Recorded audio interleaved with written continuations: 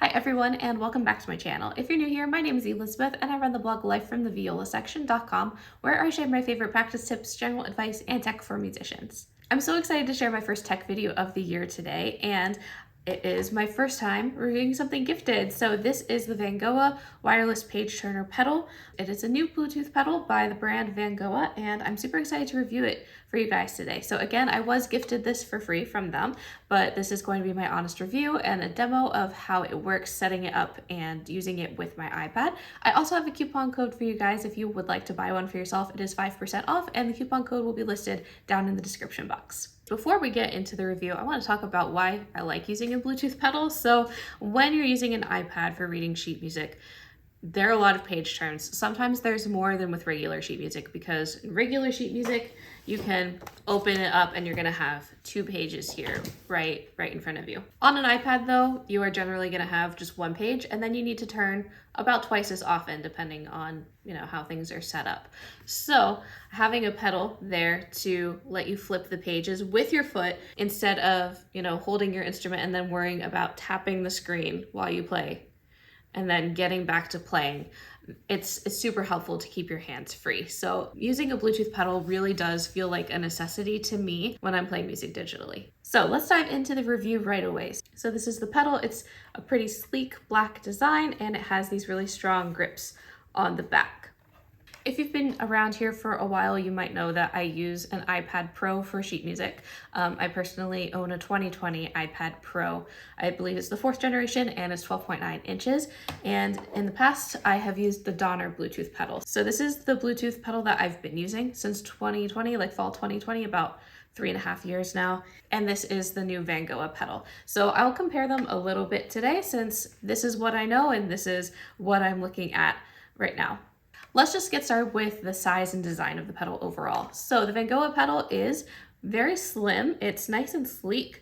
I believe this is probably less than 1 inch tall at its tallest. And just for comparison, here's my Donner Bluetooth pedal. And here they are kind of lined up. So you can see the Vangoa in this hand is a little bit slimmer. This one is a little bit thicker. So I do like how sleek it is. It's just very compact. It's also very light. I don't have a gram measurement or anything for you right now, but my original Donner pedal is a little heavier. This one is a little bit lighter. So if you're going around on campus or to gigs or just carrying this around with you a lot, it's going to be very lightweight. You can hardly feel it in a backpack. So it does have this music symbol design on it, which I don't particularly love, because a lot of the notes are backwards and the treble clefs in the middle don't quite make sense. It is fairly gray on a black background though, so it's not super noticeable. It doesn't bother me too much, but I don't think it's super necessary. So when you turn this pedal on, it does have blue lights that stay on all the time. These don't bother me very much because they are very, very dim, and it shows you all the time what mode you're on and that it's paired with Bluetooth. When you are pairing it with Bluetooth, the Bluetooth button in particular flashes red or kind of purple, so you know if it's not working quite right. If it is right, it's blue, the same color as the other mode that you are on. In comparison, my Donner pedal has this flashing green light, which has always really bothered me. It's very, very bright, and I've considered covering it with a piece of paper or just sharpieing over it. Now I do have like screen darkening film. I might put a little dot of that on this one, just because it's very bright, and I feel like if the audience can see your pedal, they can see that flashing light. Whereas on this new Vangoa pedal, I feel like these lights are very, very minimal, and you wouldn't really notice that from the audience, especially if it's a black stage that you're on. I know that's not always the case. It's usually just straight wood.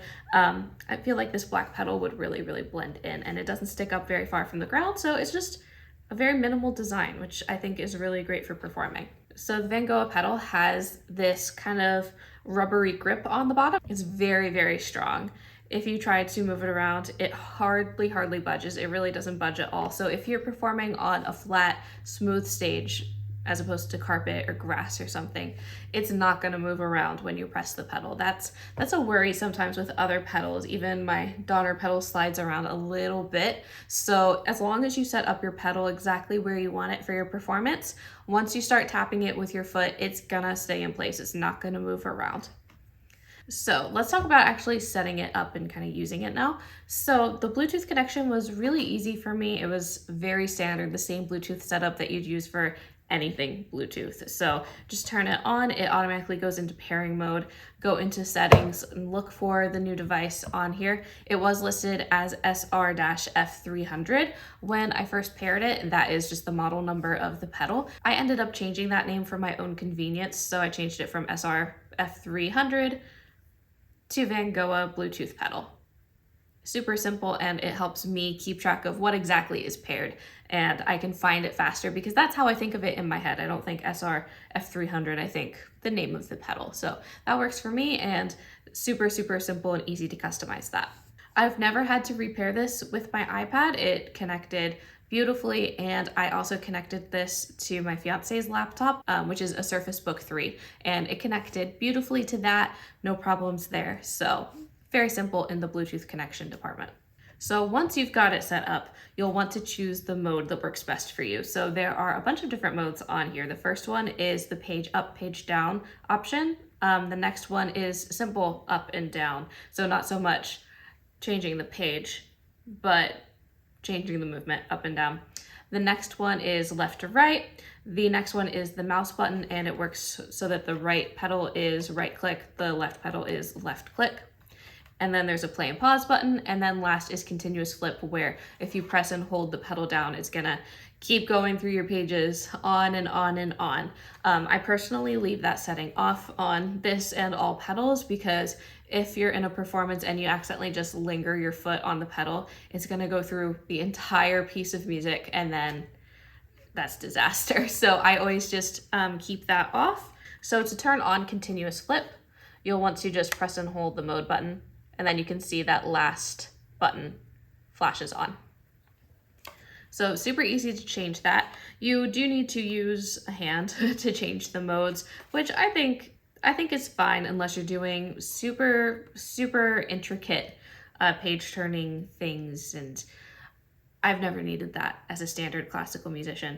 Also on my Donner pedal, you basically need a hand to change any of these buttons as well. They're just too small to really navigate with your foot. So I think that that's pretty standard on all the Bluetooth pedals, that you need to use a hand to change the mode.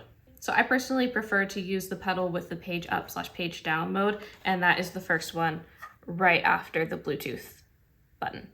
That's what I've used on other pedals, and it seems to work flawlessly with 4-score and PS-score and with mobile sheets. So standard setting for me, but you can play with the others, especially if you're using a different app that's not quite so standard. You might want some of these different functions. You might find that they work a little bit better.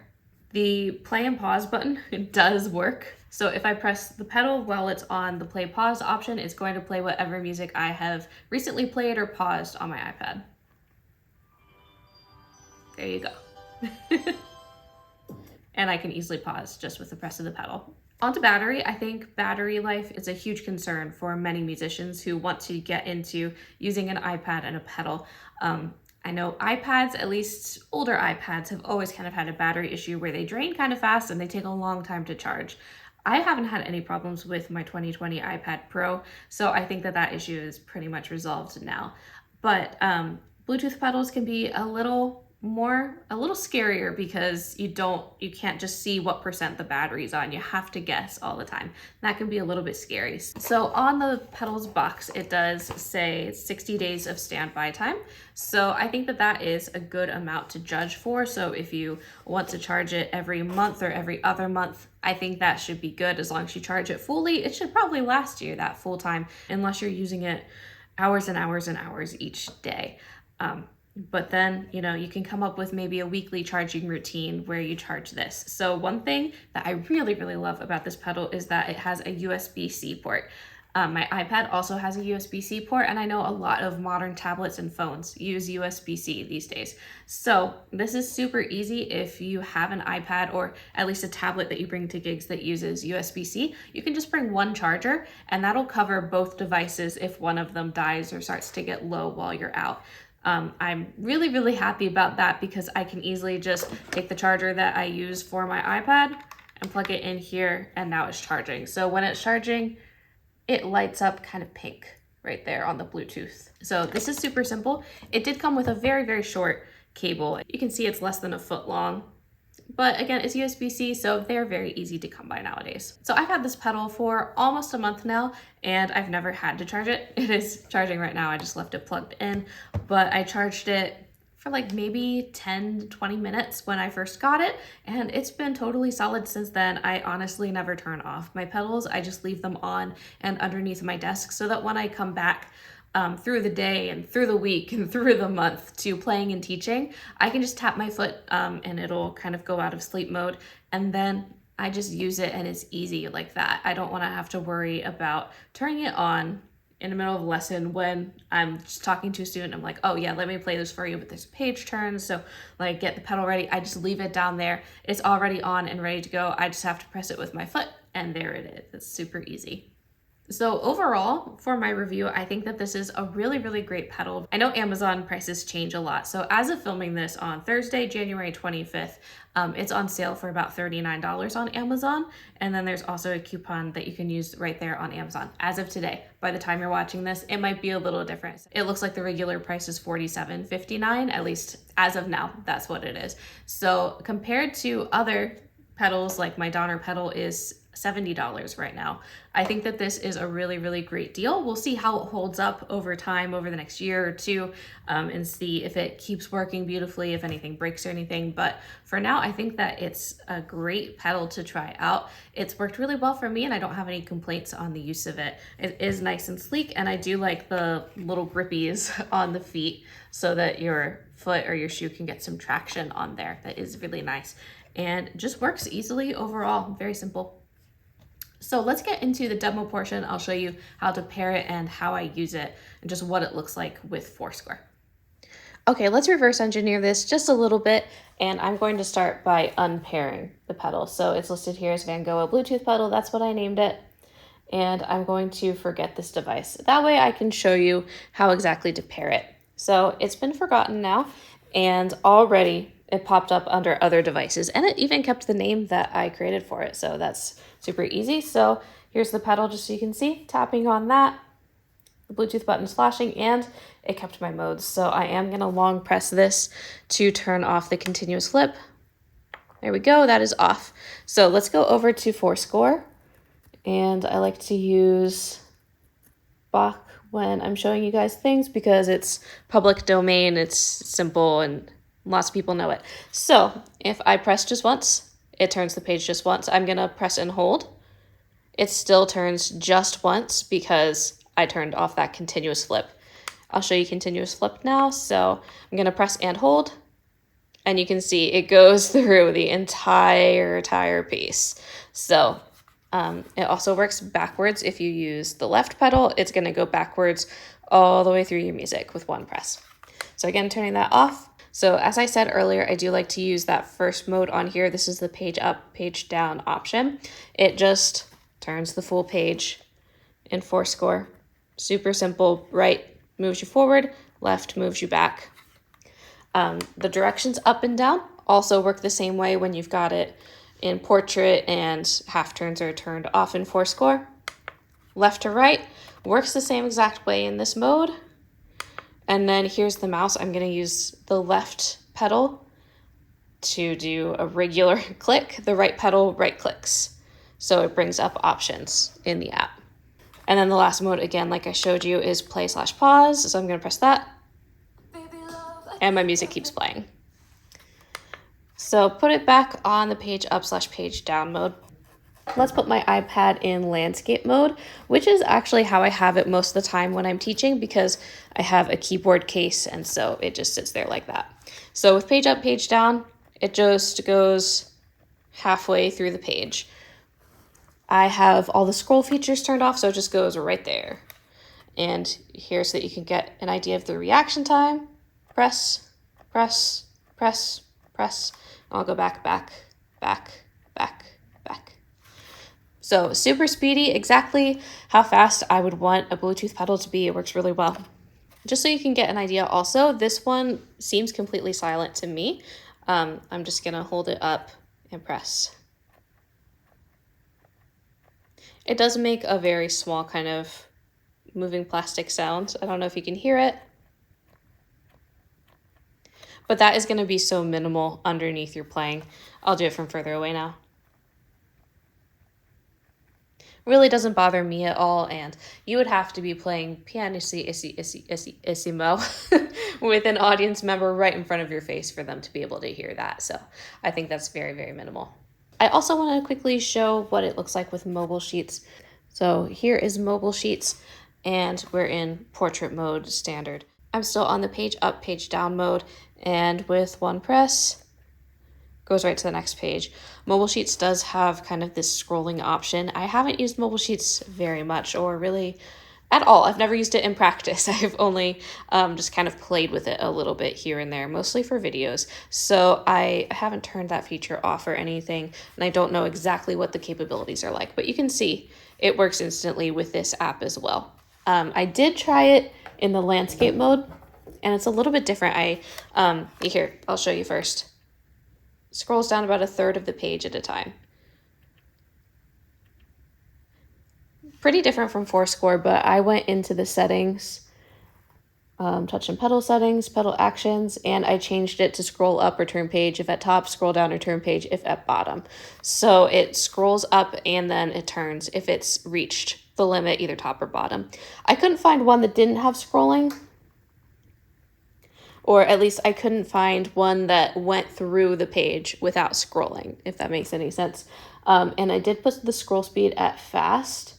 Oh, there we go. There are more settings. I just needed to scroll down. So let's put it on immediate.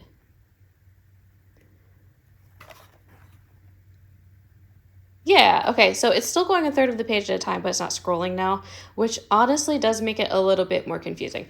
But the pedal is working perfectly. So this is more me getting used to Mobile Sheets and not any kind of issue with the pedal. It's working beautifully. I'll go back a little bit. Yeah, it's great. So I really do like this pedal. I think that it's a great option, and especially for the price that it's at right now with coupons and everything, I think that this is a really great option. Thank you for watching today's video. I hope you enjoyed it. And if you would like to check out the Vangoa wireless page turner for yourself, I do have a coupon for 5% off, and that will be down in the description box. So check that out if you'd like. It's sold on Amazon, so it's super easy to find.